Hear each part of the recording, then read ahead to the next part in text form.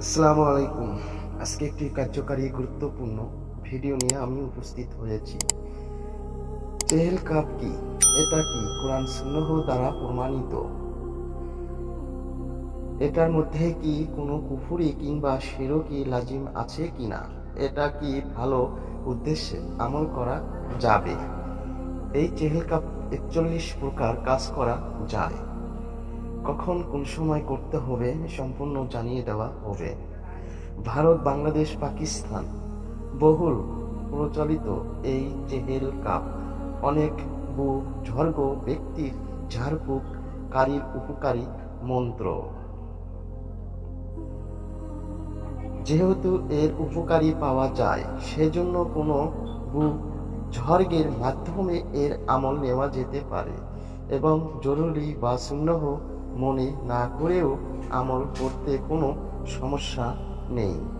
তাছাড়া Chehel cup শব্দ ও অর্থ শরীয়তের সাথে সংঘর্ষিত নয়, বরং সামঞ্জস্যিক। চেহেল কাপ কোনো কুফরি বাক্য নেই। সকল বাক্যর ইঙ্গিত ও মর্মর্থ আল্লাহ তাআলার দিকেই। চেহেল কাপ বিভিন্ন বর্ণনা পাওয়া যায়।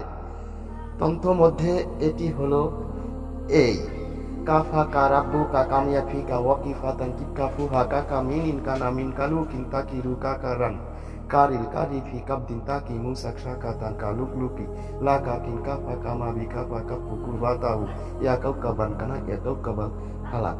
এই চেহেল কাপে প্রতি কাফের মধ্যে ফজিলত রয়েছে।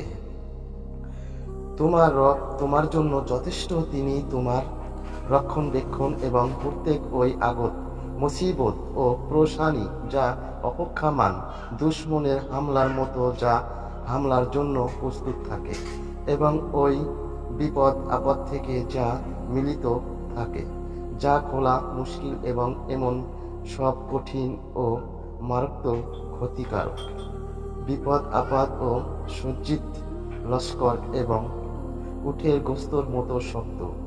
হে আমার লালন পালনকারী রব, সমস্ত অপশক্তির মোকাবেলার আপনি যথেষ্ট।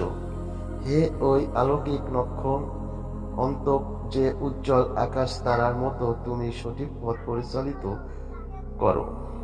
আশা করি এই ধরনের ভিডিওগুলো আপনাদেরকে পেতে হলে সাথে থাকবেন। পরবর্তীতে আবার দেখা হবে। এই চেহেল কাপের ফজিলত ৪১ প্রকার, কখন কোন সময় করতে হবে সম্পূর্ণ আপনাদেরকে জানিয়ে দেওয়া হবে। আজ এই পর্যন্তই। খোদা হাফেজ।